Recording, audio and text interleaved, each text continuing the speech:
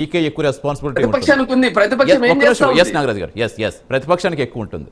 ఇప్పుడు ఇందాక శిరీష్ గారు మాట్లాడుతూ చెప్పారు, సరే మీరు ప్రశ్న గురించి ఎవరు చేస్తే తప్పని మీరు చెప్తున్నారు, కానీ మాకు సంబంధం లేదని చెప్తూనే మరి జగన్ గారు మాకు సపోర్ట్ చేసిన ధన్యవాదాలు చెప్తున్నప్పుడు మరొక వైపు మీ పార్టీ నేత నుంచి వాళ్ళకి ట్రాన్సాక్షన్ వెళ్తున్నాయని ఆధారాలు ఉన్నప్పుడు వాటి ఎందుకు ఖండించలేకపోతున్నారు? నేను ఒకటే, ఇంతకుముందు నాగరాజు గారు చెప్పినట్టు ఈ రోజు నుంచి అయినా అంటే ఆమె శివపార్వతి గారు మాట్లాడిన మాటలు ఆమె నోట్లో నుంచి వచ్చేటివి కానీ శివపార్వతి గారే కాదండి, వాళ్ళు ఒకటంటే మీరు రెండంటే ఈ విధంగా వెళ్ళిపోతే మళ్ళీ అక్కడికి వెళ్ళదు. మనం దీనికి చెప్పండి, మన సబ్జెక్ట్ డిబేట్ అయిపోతుంది ఇదే మాట్లాడుకుంటే. నాగరాజు గారు సలహా ఇచ్చారు, ఈ రోజు నుంచి అన్నా ఆమె మారమని అడుగుతున్నా. ఎందుకంటే ఆమె అందరూ మారాలి. నేను మళ్ళీ ఒకళ్ళంటే ఊరుకొని ఇక్కడ అందరూ మారాలి. ఏదో ఒకటి మాట్లాడడమే ఆమెకు ఒక పని అనమాట.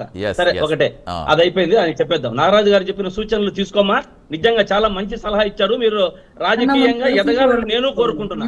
ఆయన సలహాను పాటించండి. ఒకటి, జగన్మోహన్ రెడ్డి గారు ప్రతిపక్ష పార్టీ నేత, మాజీ ముఖ్యమంత్రి, లేదంటే వీళ్ళు చెప్పినట్టు వైఎస్ఆర్ కాంగ్రెస్ పార్టీ అధినేత, పులివెందుల ఎమ్మెల్యే అనుకుందాం.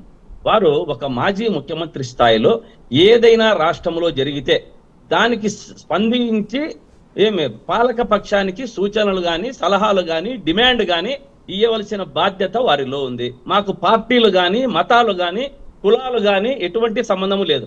అంటే మీరు శిక్షించే మీరు శిక్షను వేసేదానికి ముందు ఏ శిక్షకు ఏమేస్తున్నారు? ఇక్కడ ఎవరు తప్పు పట్టడంలే, ఎవరికైనా శిక్ష పడాల్సిందేదే, తప్పదు.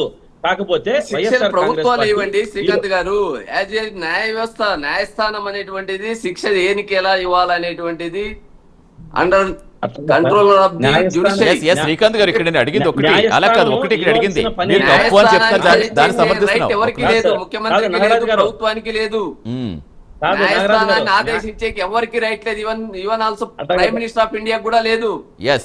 నిజంగా తప్పు జరిగితే ఆ తప్పుకు శిక్ష ఏంటో చట్టాలు ఉన్నాయి, న్యాయాలు ఉన్నాయి, అవి చూసుకుంటాయి. కానీ రాజకీయంగా ఎందుకు మార్చేస్తారు? ఇప్పుడు ఇందాక అడిగిన వాటి సమాధానం చెప్పండి శ్రీకాంత్ గారు, ఇక్కడ అడిగిన దాని సమాధానం.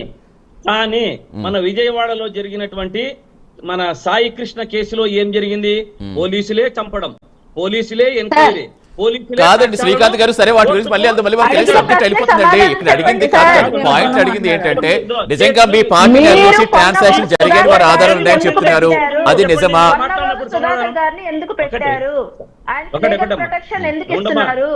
కొంచెంసేపు ఆగు తల్లి, కొంచెంసేపు ఆగు. మేము ఒక సాయి కృష్ణ కేసు అయినా లేదు, ఇంకొక ఈమె ప్రశ్న అయినా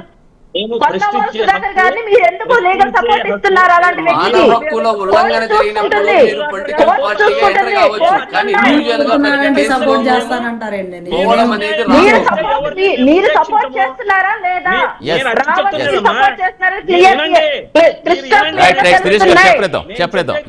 కాదు కదా, దాన్ని కరెక్ట్ గా చెప్పండి, రైట్ గా. మళ్ళీ తర్వాత వెళ్దాం, మనం వేరే టాపిక్ వెళ్దాం. మీరు చెప్పండి.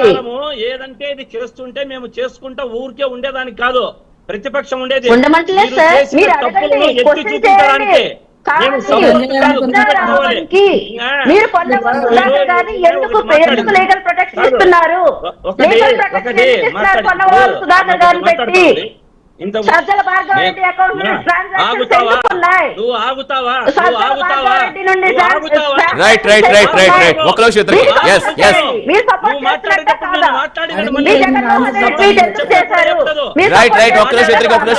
సురేష్ గారు ఒక్క నిమిషం ఆగండి, మీరు అడిగిన దానికి ఆన్సర్ అడుగుదాం. కాదు శ్రీకాంత్ గారు, వేరే అంశాలు వద్దు, ఆవిడ పేరుతో సహా చెప్పారు మీ పార్టీ నేత నుంచి ట్రాన్సాక్షన్ జరిగింది అని. జరిగిందా? మీరు మాకు సంబంధం లేదు అని చెప్తున్నారు, కానీ జగన్ గారు మాకు సపోర్ట్ ఇచ్చినందుకు ధన్యవాదాలు అని ఆ యూట్యూబ్ లోనే వచ్చిందని చెప్తున్నారు. దాని కరెక్ట్ ఉందా? పొన్నవోలు సుధాకర్ గారు లీగల్ గా తీస్తారని చెప్తున్నారు, దానికి ఆన్సర్, వాటికి ఆన్సర్ ఇవ్వండి, తర్వాత వేరే టాపిక్ వెళ్దాం. ఆమెకు ఇప్పటికి దానికి 2 సార్లు చెప్పిన, అర్థం చేసుకునే కెపాసిటీ లేకపోతే నేను ఏం చెప్తూ చెప్పండి సార్, క్లారిటీగా చెప్పండి. ఒకరోజు ఎవరు మాట్లాడుతూ క్లారిటీగా చెప్పండి. కులాలకు అతీతంగా ఎవరికి అన్యాయం జరిగినా ప్రశ్నిస్తుంది అని చెప్తున్నా. మా పార్టీ వాళ్ళు పోతారు, పొన్నవాళ్ళు సుధాకర్ గారు పోతారు, ఇంకొకరు పోతారు.